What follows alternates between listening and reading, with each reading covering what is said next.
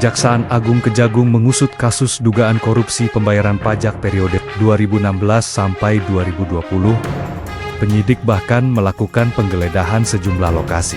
Kapus Penkum Kejagung, Anang Supriyatna menjelaskan, kasus ini terkait dengan pengurangan kewajiban pembayaran pajak perusahaan maupun wajib pajak perorangan. Benar ada tindakan hukum berupa penggeledahan di beberapa tempat terkait dugaan tindak pidana korupsi, memperkecil kewajiban pembayaran perpajakan perusahaan atau wajib pajak tahun 2016 sampai 2020, kata Anang, Selasa 18 November tahun 2025. Meski begitu, Anang tidak menjelaskan secara rinci terkait kronologi kasus tersebut. Ia mengungkap perkara ini berkaitan dengan pegawai pajak pada Direktorat Pajak di Kementerian Keuangan. Anang juga menambahkan, kasus ini juga sudah dinaikkan ke tahap penyidikan. Artinya, penyidik saat ini tengah mengumpulkan barang bukti untuk memperkuat dugaan pidana dalam kasus pajak ini. Direktorat Jenderal Pajak (DJP) Kementerian Keuangan mengatakan, pihaknya menghormati proses hukum yang sedang berjalan terkait dugaan tindak pidana korupsi, pengurangan kewajiban pembayaran pajak periode 2016 sampai 2020. Kasus ini diduga melibatkan oknum pegawai DJP dan telah dinaikkan ke tahap penyidikan oleh Kejagung.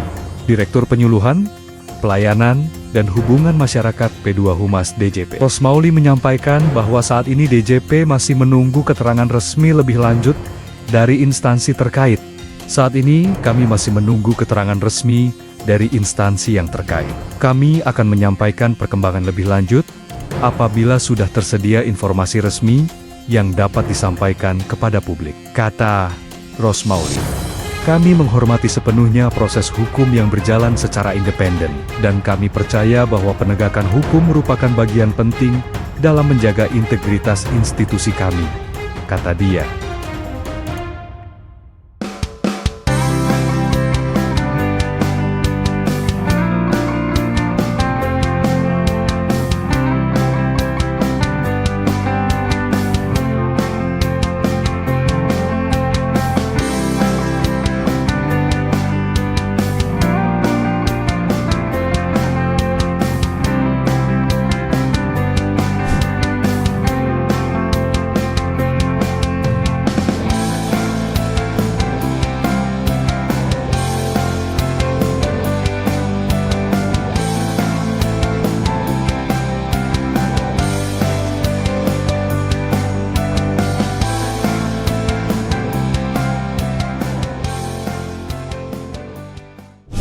Pak Purbaya.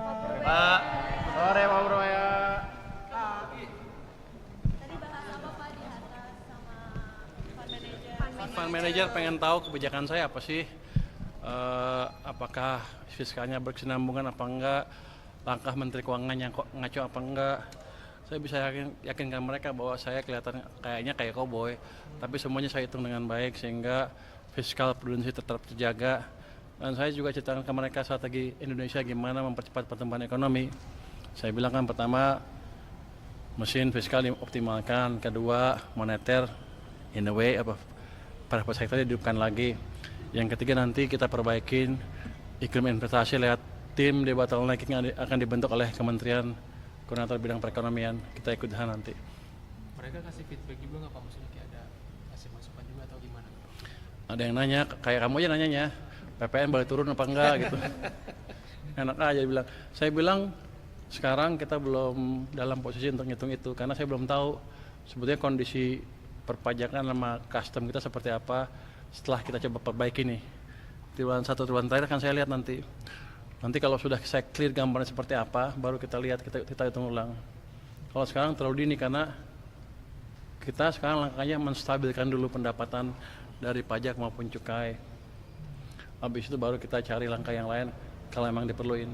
Pak manajer ada yang nanya soal pertumbuhan 8% untuk meyakinkan mereka, terus IMF kan juga waktu kumpulan dengan beberapa gubernur bank sentral menyarankan bahwa supaya kondisi fiskal keuangannya jangka menengah diatur dan secara hati-hati. Siapa yang bilang? Di pertemuan IMF Pak. Emang IMF lebih pintar pada saya? Nah itu makanya yang saya tanyakan, bagaimana strategi Bapak untuk Ya saya bilang saya jaga dulu. Mereka nanya, ada yang nanya. apakah kamu akan menembus 3%? Bahkan dia usulin, tembus aja 3%. Debt to GDP-nya. Saya bilang sama mereka, ini kan anggarannya belum optimal penyerapannya.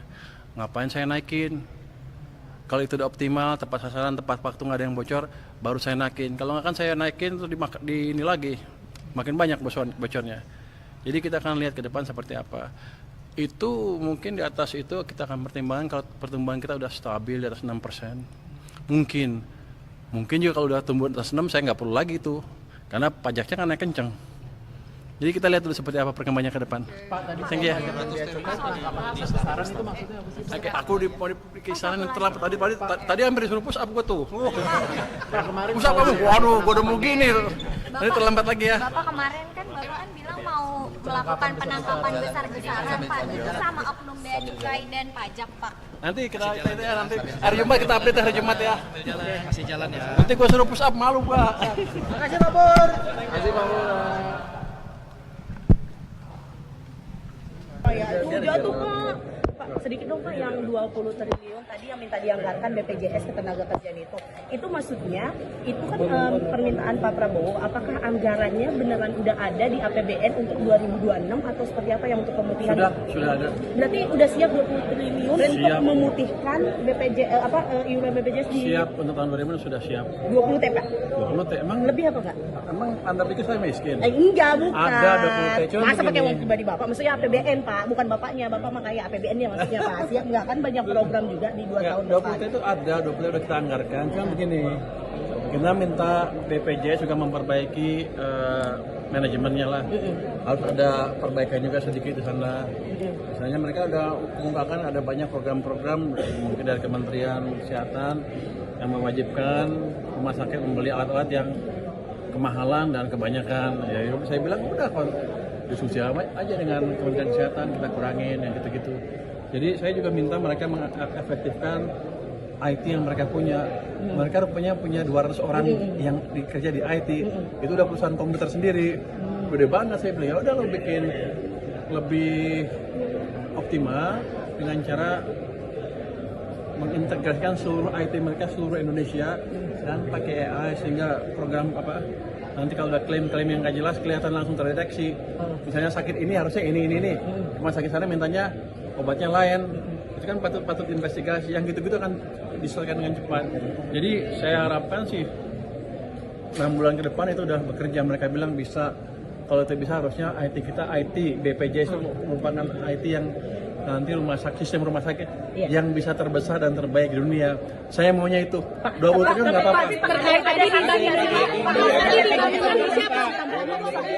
tahun ini dan beberapa tahun yang lalu juga mereka suka ada yang kayak gitu ya.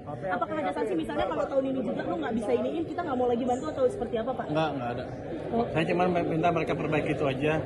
Dan nanti kita lihat seperti apa manfaatnya buat masyarakat. Karena saya lihat kan sebetulnya manfaatnya buat rakyat besar sekali kan. Saya lihat tuh orang-orang yang nggak mampu bisa lakukan operasi yang mahal segala macam. Saya sampai kaget mendengarnya. Tapi kalau bagus ya kita jalin aja, kenapa enggak?